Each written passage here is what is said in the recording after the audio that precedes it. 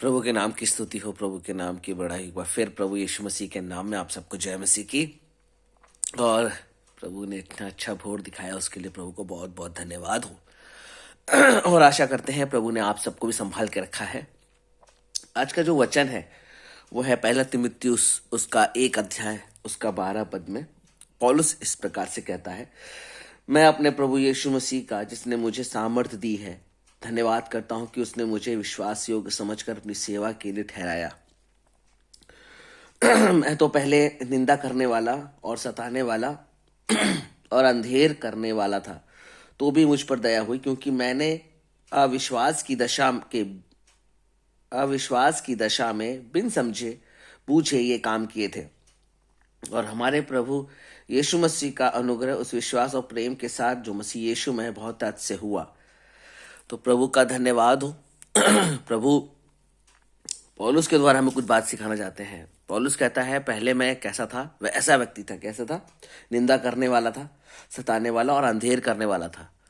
और ये सब उसने जो काम किए वो यीशु मसीह को नहीं जानता था। लेकिन आज हम यीशु मसीह को जानते तो हम क्या कर रहे हैं? यीशु मसीह को जानने के बाद भी हम क्या कर रहे हैं? परमेश्वर अंधेर कर रहे हैं। लूटपाट, चोरी, ये अंधेर करना, किसी को अपने धोखा देना, ये अंधेर करना है।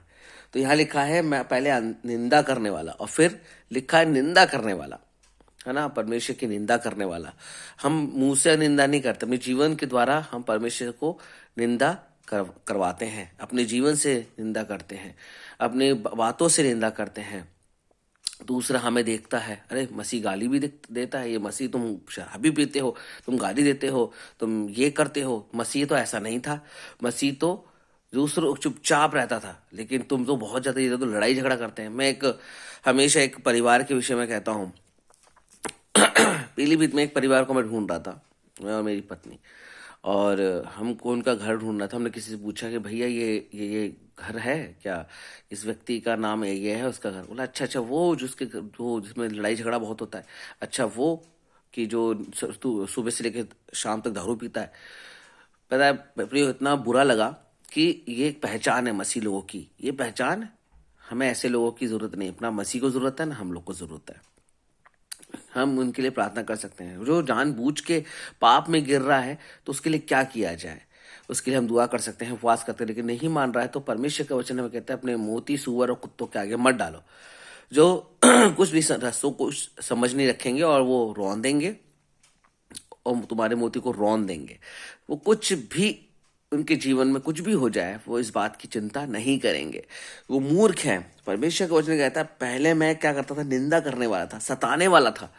मैं लोगों को सताता था, अपनी बातों से लड़ाई झगड़ा करके सताता था, है ना। मैं सताने वाला था, अंधेर करने वाला था, यानी चोरी भी करने वाला होगा, या झूठ लूट पाट करने वाला होगा, या दूसरों के लिए छल करता होगा। ये 3 बातें हमारे जीवन में आज भी अगर पाई जाती हैं तो हम प्रभु के चेले नहीं हैं, हम प्रभु यीशु मसीह को जानने वाले लोग नहीं हैं।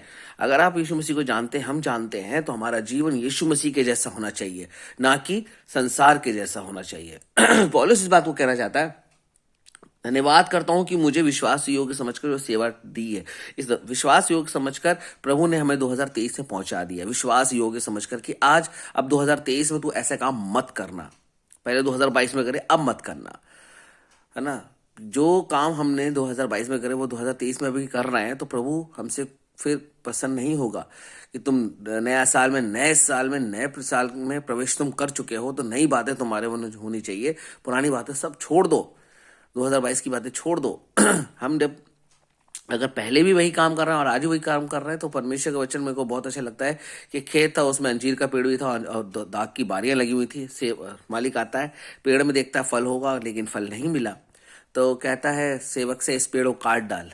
तो सेवक कहता है, नहीं प्रभु, 1 साल और रुक जा, है ना। तो 1 साल और रुका हुआ है वो, कि अब 2023 में प्रवेश करवा दिया। विश्वास योग्य समझकर हमें जो सेवा ठहराई है, जो हमें विश्वास योग्य समझकर जो जीवन दिया है, इस जीवन में हम प्रभु यीशु मसीह को आदर सम्मान करने पाए और अपने जीवन से हम उसको दर्शाने वाले हो जाए।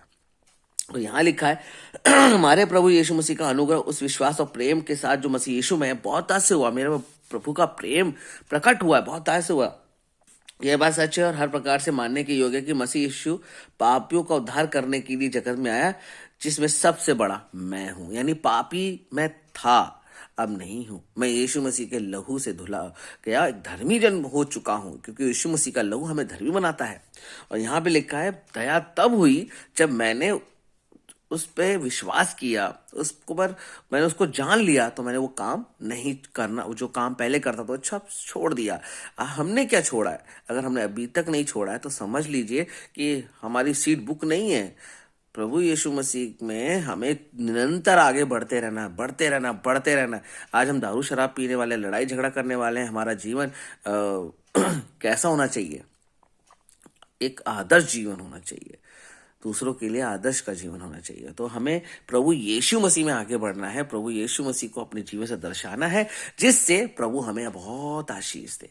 तो प्रभु आपके साथ बना रहे, प्रभु आपकी हर एक मनोकामना को पूरा करे।